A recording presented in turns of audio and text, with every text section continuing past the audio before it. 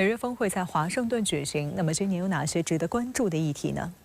主持人好，一般来说呢，每一个国际性会议看点和议题总是密切关联的。这一次的北约峰会啊，是该组织成立75周年的一次聚会，但是呢，看点和议题却是分离的。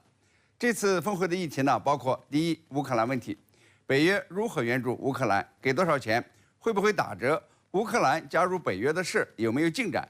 匈牙利总理欧尔班访问中俄以后带回了什么消息？北约怎么消化？第二，北约各国的国防预算能不能达到国民生产总值的2%？达不到要求的，何时能够达到？第三呢，中国议题如何对待中国日益增长的国际影响力？北约的战略关注是否应该转向亚太地区，转向中国？如何应对台海和南海问题？第四呢，与之关联的是北约如何对待在亚太地区的盟友，如何让所谓的印太四国日本、韩国、澳大利亚、新西兰在北约体系中发挥作用？要不要建立亚洲版北约？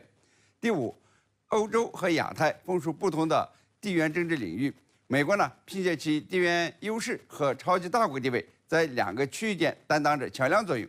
在美国势力无力顾及两个区域的安全和稳定的时候，北约是否介入，从而呢把亚洲和欧洲两个地区在战略上连接起来。您提到今年峰会议题和看点是分离的，那么看点又有哪些呢？最近美欧发生了很多的事，北约面临的最紧要的事似乎呢不是上面这些议题，而是能否维持好北约的团结和运作。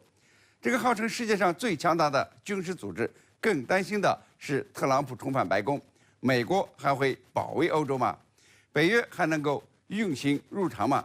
所以呢，这次北约峰会的看点有3个：一呢是美国总统拜登能否支撑3天的会议，会不会胡说八道，身体会不会出状况，会不会呢成为美国民主党逼他退选的最后一幕剧？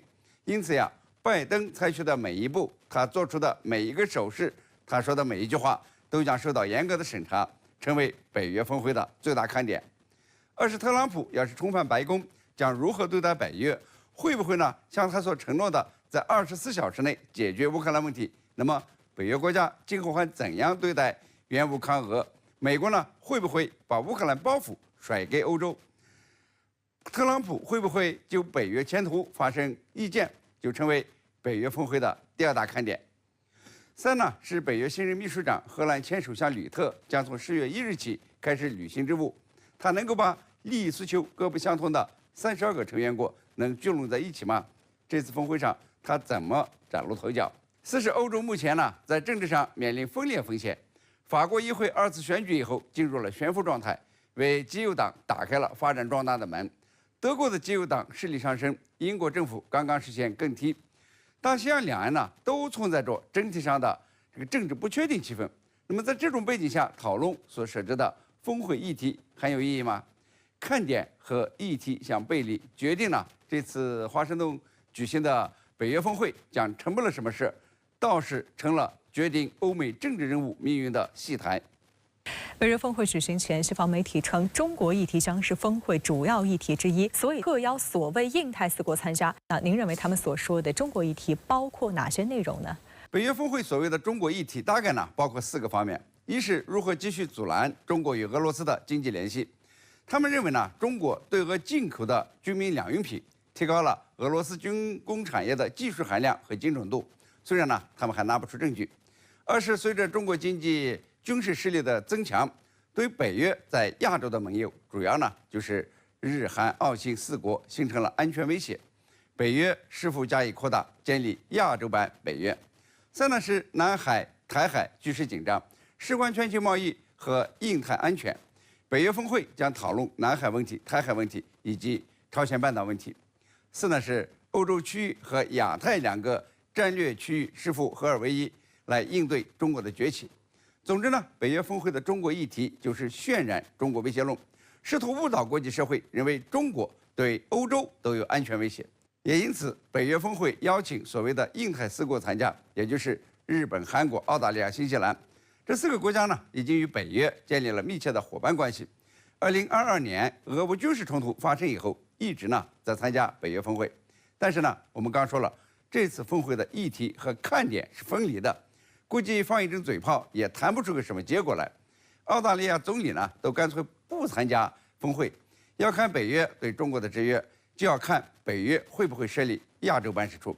以前说呢要在东京设立，但是后来呢没有下文了。这次峰会呢也不会有东京设立办事处的安排。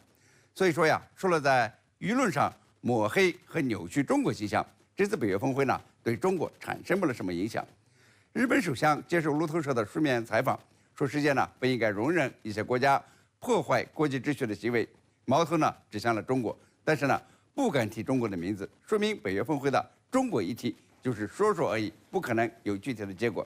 要不呀，岸田文雄早就要炸呼了。北约峰会当地时间9号在美国华盛顿召开，韩国总统尹锡悦连续第3年受邀出席。韩国总统办公室当天表示，韩方正在推进尹锡悦出席北约峰会期间与日本等10国以上领导人举行双边会谈的事宜。韩国前总统文在寅的统一外交安全事务特别助理文正仁近日接受深圳卫视专访时，批评尹锡悦政府积极向北约靠拢的做法。在他看来，东北亚地区未来的路要怎么走？来看报道。첫 번째 마드리드 나토 정상회담 참석을 계기로 해서 지금 2번째, 3번째 참여를 하고 있는데, 제가 알기에 1차적인 목적은 사실 우크라이나에 대한 지원을 모색하는 것을 위해서 만들었다고 생각이 되는데, 최근에 와서는 이제 나토와의 긴밀한 협력, 나토가 외연을 확장해서 동북아 쪽으로도 또는 아시아 태평양, 인도 태평양 쪽으로도 그 영향력을 확대하려고 하는 것 아니냐.